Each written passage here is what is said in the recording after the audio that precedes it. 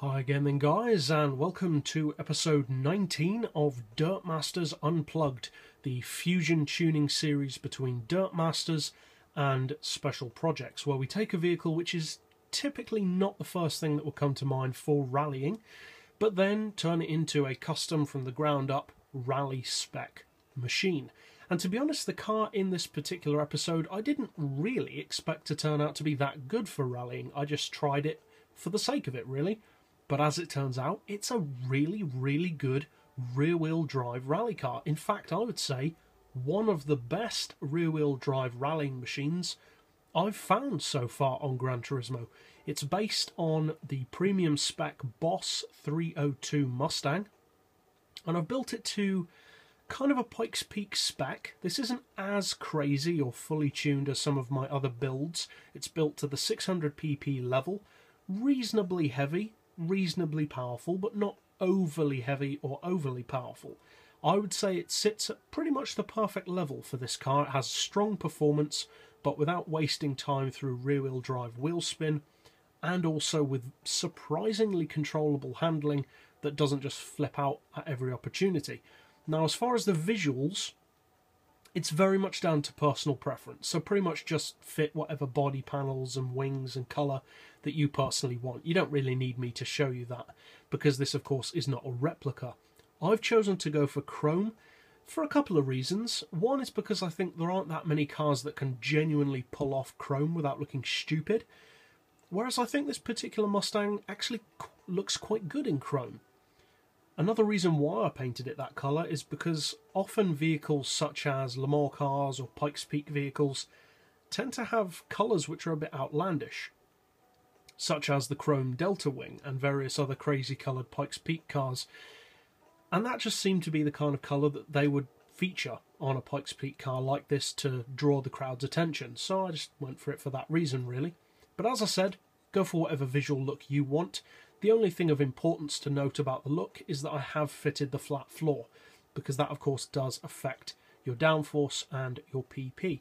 So we'll go straight over to the tuning garage for the mechanical setup, and then out to the dirt track to see how it performs.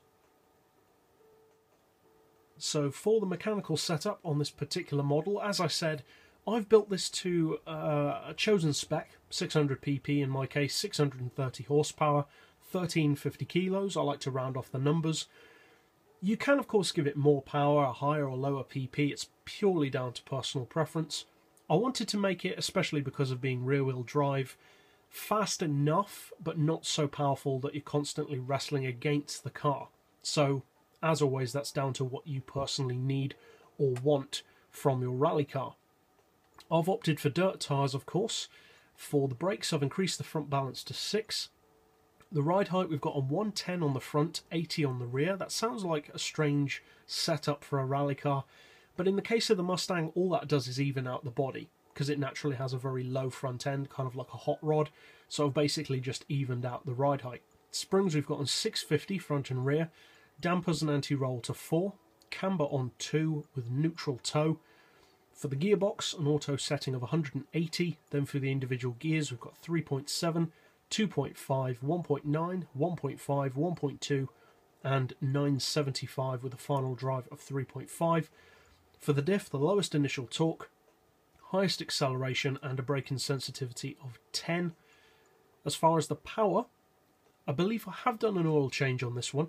We've gone for the sports computer, sports exhaust, the race manifold, race cat, supercharger and intake tuning, but without any engine tuning. And then, as you can see, we've reduced the power down to 99.9%, but that's basically just to round off the PP and the horsepower. As far as the downforce, it doesn't really matter where you put it, because the downforce isn't that much from this wing. We've got the full weight loss package and a 31 kilo ballast, put all the way to the rear, for 3 reasons. 1, for the PP level, 2, to even out the weight distribution, and 3, to bring it up to that rounded off weight. So that's it for the mechanical setup of this car. Now let's finally take it out to the dirt track to see what it can do. So as I said, I'm surprised, to be honest, by how good this car actually is as a rallying machine. I don't particularly think that the Mustang is a bad car. I just didn't think it would really handle all that well as a rally car. It just doesn't seem like it would be.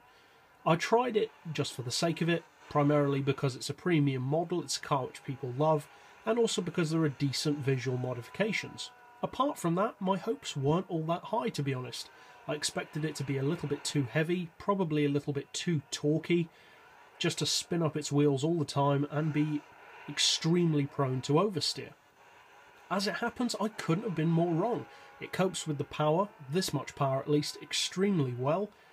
It has the perfect amount of torque, especially for the uphill sections where it could quite easily just spin up its tyres endlessly. It doesn't do that though. It puts its power down extremely well, partially due to the weight of the car, which is high enough to keep it grounded, but not so high that it's too heavy. And it feels very well balanced, very well weighted, and you can get a nice pendulum effect around the corners, and overall the drivability on this car is superb as a rally car. So if you decide to build this rally spec machine, I hope you find it fun and potentially competitive if you use it for racing. And if you're new to the channel and would like to keep up with tunes like this, be sure to hit that subscribe button. And as always, thanks for watching.